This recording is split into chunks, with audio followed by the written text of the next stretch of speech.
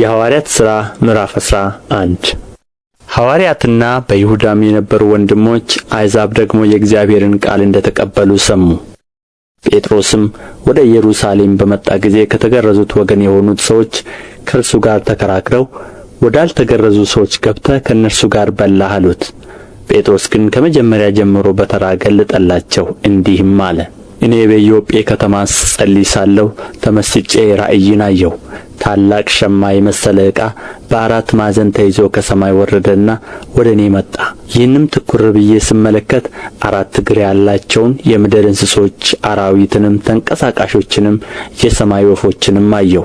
ጴጥሮስ ሆይ ተነሣና አርደህ ብላ የሚለኝንም ድምፅ ሰማሁ። እኔም ጌታ ሆይ አይሆንም፣ ርኩስ ወይም የሚያስጸይፍ ከቶ ወደ አፌ ገብቶ አያውቅምና አልሁ። ሁለተኛም እግዚአብሔር ያነጻውን አንተ አታርክሰው የሚል ድምፅ ከሰማይ መለሰልኝ። ይህም 3 ጊዜ ሆነ። እንደገናም ሁሉ ወደ ሰማይ ተሳበ። እነሆም ያን ጊዜ 3 ሰዎች ከቂሳርያ ወደ እኔ ተልከው ወዳለሁበት ቤት ቀረቡ። መንፈስም ሳልጠራጠር ከእነርሱ ጋር እሄድ ዘንድ ነገረኝ። እነዚህም 6ቱ ወንድሞች ደግሞ ከእኔ ጋር መጡ። ወደዚያም ሰውም ቤት ገባን።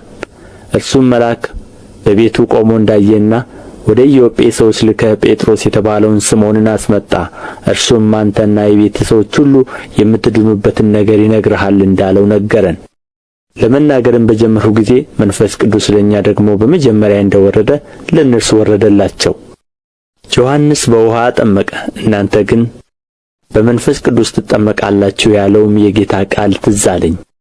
እንግዲህ እግዚአብሔር በጌታ በኢየሱስ ክርስቶስ ላመነው ለእኛ ደግሞ እንደ ሰጠን ያን ስጦታ ለእነርሱ ከሰጠ እግዚአብሔርን ለመከልከል እችል ዘንድ እኔ ማን ነበርሁ? ይህን በሰሙ ጊዜ ዝም አሉ። እንኪያስ እግዚአብሔር ለአሕዛብ ደግሞ ለሕይወት የሚሆን ንስሐን ሰጣቸው እያሉ እግዚአብሔርን አከበሩ። በእስጢፋኖስም ላይ በተደረገው መከራ የተበተኑት እስከ ፊንቄ እስከ ቆጵሮስም እስከ አንጾኪያም ድረስ ዞሩ። ቃሉንም ለአይሁድ ብቻ እንጂ ለአንድ ስንኳ አይናገሩም ነበር። ከእነርሱ ግን የቆጵሮስና የቀሬና ሰዎች የነበሩት አንዳንዶቹ ወደ አንጾኪያ መጥተው የጌታን የኢየሱስን ወንጌል እየሰበኩ ለግሪክ ሰዎች ተናገሩ። የጌታም እጅ ከእነርሱ ጋር ነበረ። ቁጥራቸውም እጅግ የሚሆን ሰዎች አምነው ወደ ጌታ ዘወር አሉ። ወሬውም በኢየሩሳሌም ባለችው ቤተ ክርስቲያን ስለ እነርሱ ተሰማ። በርናባስንም ወደ አንጾኪያ ላኩት። እርሱም መጥቶ የእግዚአብሔርን ጸጋ ባየ ጊዜ ደስ አለው። ሁሉንም በልባቸው ፈቃድ በጌታ ጸንተው ይኖሩ ዘንድ መከራቸው። ደግ ሰውና መንፈስ ቅዱስ እምነትም የሞላበት ነበረና ብዙ ሕዝብም ወደ ጌታ ተጨመሩ። በርናባስም ሳውልን ሊፈልግ ወደ ጠርሴስ መጣ። ባገኘውም ጊዜ ወደ አንጾኪያ አመጣው። በቤተ ክርስቲያንም 1 ዓመት ሙሉ ተሰበሰቡ። ብዙ ሕዝብንም አስተማሩ። ደቀ መዛሙርትም መጀመሪያ በአንጾኪያ ክርስቲያን ተባሉ። በዚያም ወራት ነቢያት ከኢየሩሳሌም ወደ አንጾኪያ ወረዱ። ከእነርሱም አጋቦስ የሚሉት አንድ ሰው ተነስቶ በዓለም ሁሉ ታላቅ ራብ ሊሆን እንዳለው በመንፈስ አመለከተ። ይህም በቀላውዴዎስ ቄሳር ዘመን ሆነ። ደቀ መዛሙርትም እያንዳንዳቸው እንደ ችሎታቸው መጠን አዋጥተው በይሁዳ ለሚኖሩት ወንድሞች እርዳታን ይልኩ ዘንድ ወሰኑ። እንዲህም ደግሞ አደረጉ።